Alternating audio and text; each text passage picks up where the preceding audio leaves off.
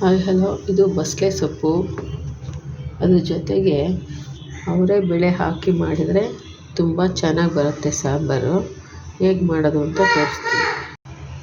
ಅಲ್ಲ ನೋಡಿ, ಇದು ಮಸಾಲದಲ್ಲಿ ಒಂದು ಆನಿಯನ್ ತೊಗೊಂಡಿದ್ದೀನಿ, ಒಂದು ಟೊಮಟೊ, ಸಾಂಬಾರು ಪುಡಿ. ನಿಮ್ಮ ಮನೇಲಿ ಯಾವುದೇ ಸಾಂಬಾರು ಯೂಸ್ ಮಾಡ್ತೀರೋ ಅದೇ ಪೌಡ್ರ್ ಸಾಕು.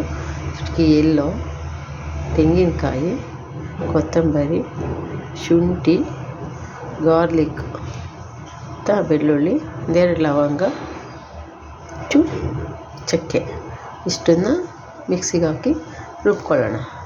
ಎಲ್ಲ ಮಸಾಲ ಮಿಕ್ಸಿ ಜಾರ್ಗೆ ಹಾಕ್ಕೊಂಡಿದ್ದೀನಿ.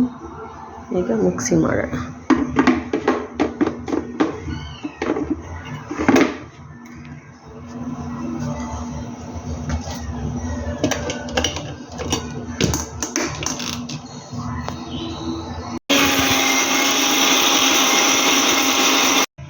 ಮಸಾಲ ರೆಡಿ ಆಯಿತು. ಅವರೆಬೇಳೆ ಹಾಕಿಟ್ಟೆ, ಸೊಪ್ಪನ್ನೆಲ್ಲ ಕ್ಲೀನ್ ಮಾಡಿ ರೆಡಿ ಮಾಡಿ ಇಟ್ಕೊಂಡಿದ್ದೀನಿ, ವಾಶ್ ಮಾಡಿ. ಈಗ ಕುಕ್ಕರ್ ಸ್ಟವ್ ಮೇಲೆ ಇಟ್ಟು 2 ಸ್ಪೂನ್ ಆಯಿಲ್ ಹಾಕೋಣ. ಆಯಿತಾ?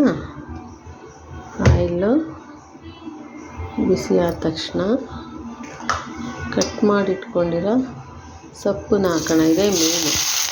ಯಾಕೆಂದರೆ ಎಲ್ಲರೂ ಸೊಪ್ಪು ಮಾಡುವಾಗ ಏನಾಗುತ್ತೆ, ಸ್ವಲ್ಪ ಲೋಳೆ ಬಿಟ್ಕೊಳ್ಳುತ್ತೆ. ಸಾಂಬಾರು ಲೋಳೆ ಆಗುತ್ತೆ ಅಂತ ಮಾಡೋಕ್ಕೆ ಸ್ವಲ್ಪ ಇದು ಮಾಡ್ಕೋತಾರೆ.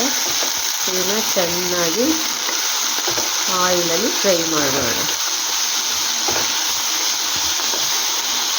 ಆಡಿಸ್ಕೊಂಡು ಚೆನ್ನಾಗಿ ಆಯಿಲಲ್ಲಿ ಫ್ರೈ ಮಾಡ್ಕೊಬೇಕು. ಬೆಂಡೆಕಾಯಿ ಆದರೂ ಅಷ್ಟೇ.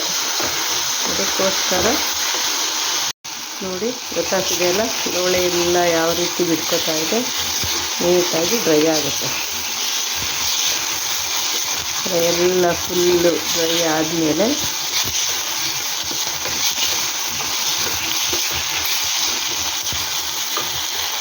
ನೋಡಿ, ಇವಾಗ ಫುಲ್ ಡ್ರೈ ಆಯಿತಾ. ಇವಾಗ ಇಟ್ಕೊಂಡಿರೋ ಅವರೆಬೇಳೆ ಹಾಕೋಣ.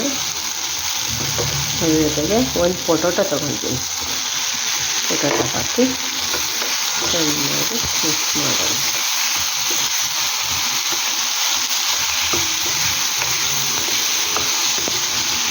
ಅಯ್ಯೋ, ತುಂಬ ಕಷ್ಟ ಪ್ರೋಸೆಸ್ ಇದೆ ಅಂತ ಯೋಚನೆ ಮಾಡಬೇಡಿ. ಇದು ತುಂಬ ಒಳ್ಳೆಯದು. ಮಕ್ಕಳಿಗೆ, ಪ್ರೆಗ್ನೆಂಟ್ ಇರೋರಿಗೆ ತುಂಬ ಕ್ಯಾಲ್ಸಿಯಮ್ ಇದೆ. ಈಗಿನಂತೂ ಕ್ಯಾಲ್ಸಿಯಮ್ ಇಲ್ಲ ಮಕ್ಕಳಿಗೆ, ಪ್ರೆಗ್ನೆಂಟ್ ಅವ್ರಿಗೆ ಅಂತಾರೆ.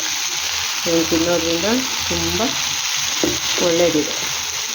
ಅದಾದಮೇಲೆ ರುಬ್ಕೊಂಡಿರೋ ಅಂಥ ಮಸಾಲನ ಸೇರಿಸ್ತೀನಿ.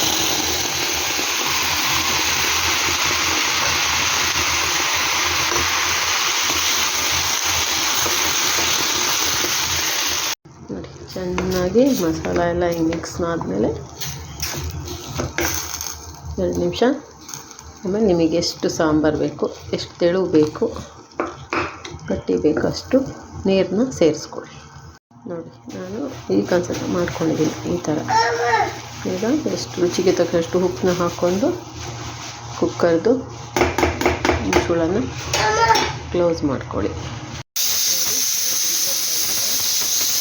ಅಲ್ಲಿ ವಿಷಲ್ ಆರಿದೆ. ಕುಕ್ಕರ್ ಓಪನ್ ಮಾಡೋಣ. ನೋಡಿ, ಸಾಂಬಾರು ಎಷ್ಟು ಚೆನ್ನಾಗಾಗಿದೆ ಅಲ್ಲ. ಸ್ವಲ್ಪನೂ ಲೋಳೆ ಇಲ್ಲ, ಯಾವುದೂ ಇಲ್ಲ. ಇದನ್ನು ಅನ್ನ ಜೊತೆ, ಚಪಾತಿ, ರೊಟ್ಟಿ ಜೊತೆ ಎಲ್ಲ ತಿನ್ಬೋದು.